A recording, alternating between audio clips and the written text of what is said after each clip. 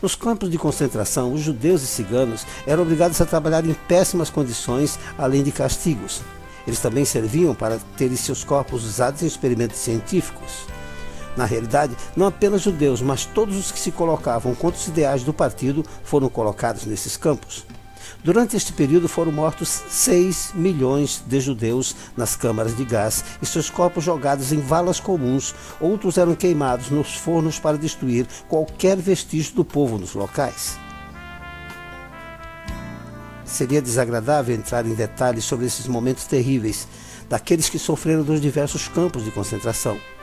Eu creio que a humanidade esqueceu aqueles momentos terríveis e muitos hoje querem dizer que tudo não passou de invenção dos judeus para jogar a culpa nos alemães.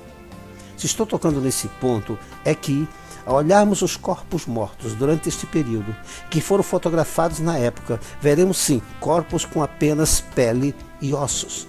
Colocados em valas comuns, parecem realmente, ao meu ver, um vale de ossos secos. Ao olhar as fotos e observando, parece que estamos vendo o que nos mostra Ezequiel 37, 1 e 2. E veio sobre mim a mão do Senhor, e ele me fez sair no Espírito do Senhor, e me pôs no meio de um vale que estava cheio de ossos. Versículo 2. E me fez passar em volta deles, e eis que eram muito numerosos sobre a face do vale, e eis que estavam sequíssimos. Eu creio que o que Deus mostrou ao profeta foram os corpos de milhões de judeus nos campos de concentração, espalhados como se fossem apenas restos, sem nenhuma humanidade.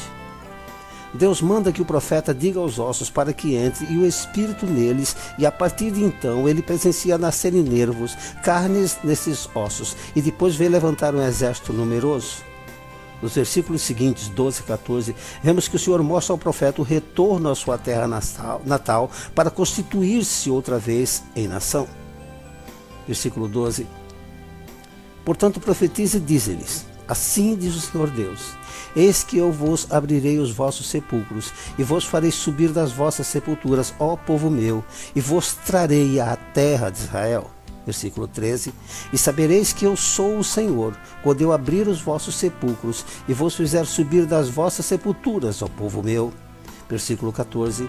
E porei em vós o meu espírito, e vivereis, e vos porei na vossa terra, e sabereis que eu, o Senhor, disse isto e o fiz, diz o Senhor.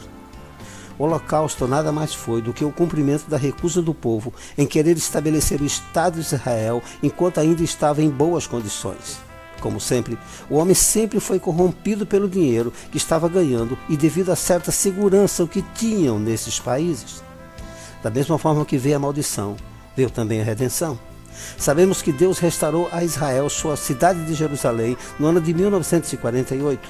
A nação judaica voltou a ser uma nação livre outra vez e, mesmo diante de tantas guerras, a terra floresceu e hoje Israel é uma nação totalmente próspera.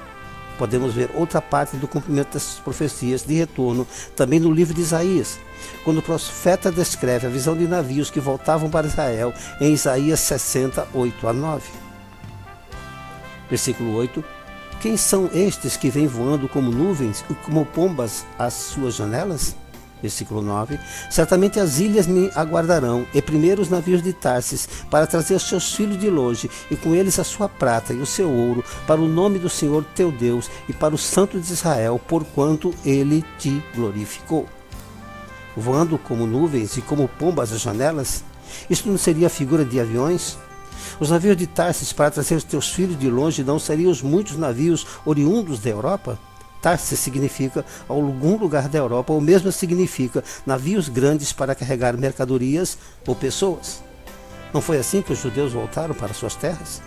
Quando olhamos para a história, muitas vezes por tratarem-se de assuntos passados, não conseguimos sentir o grau de sofrimento de muitos povos, como acontece hoje em nossos dias, com os refugiados que a cada dia desembarcam na Europa, fugindo de seus países de origem. Isso tudo é sofrimento. Mas a humanidade no momento não está produzindo os horrores ocorridos durante o período da Segunda Grande Guerra. Hoje os países do mundo todo estão recebendo os refugiados, mesmo de forma relutante. Ademais, hoje os meios de comunicação mostram tudo o que acontece no mundo, por mais corriqueiro que o fato seja, logo nas redes sociais tornam-se manchete. Muito do que a própria história nos mostra fica camuflado, escondido, Como ouvi dizer certa vez, a história é sempre contada pela ótica do lado vencedor. Não era assim no Brasil na época da ditadura militar? Quantos não morreram e outros tantos ainda estão desaparecidos sem que seus familiares saibam o que, onde e como? Estes apenas sumiram. Finalizando, gostaria de lembrar uma passagem no Evangelho de Mateus 27, versículos 21 a 25, quando Pilatos leva Jesus diante do povo e quer dar ao povo a oportunidade de escolher entre Barrabás e Jesus. Versículo 21. E, respondendo o presidente, disse-lhes: qual desses dois quereis vós que eu solte? E eles disseram: Barrabás. Versículo 22. Disse-lhes Pilatos: que farei então de Jesus, chamado Cristo? Disseram-lhe todos: seja crucificado. 23. O presidente, porém, disse: mas que mal fez ele? E eles mais clamavam, dizendo: seja crucificado. 24.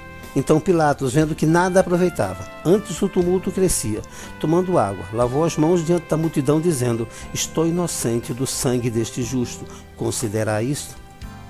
O povo tinha a opção de escolher entre um e outro. Contudo, devemos sempre lembrar que antes de tudo eles escolheram e depois da escolha disseram sua sentença de sofrimento. Versículo 25. E respondendo todo o povo disse: o seu sangue caia sobre nós e sobre nossos filhos. E realmente foi o que aconteceu.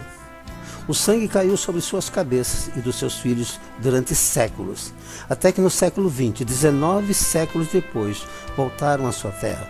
Isto é algo para se pensar. Deus não é homem para que minta, como nos mostra Números 23, 19. Deus não é homem para que minta, nem filho do homem para que se arrependa. Porventura diria ele e não o faria? Ou falaria e não o confirmaria? Deus nunca nos deixa. Infeliz aquele que duvidar de sua palavra. Deus sempre irá cumprir sua palavra, ela não voltará vazia. Nossa posição é crer. A posição de Deus é fazê-la cumprir.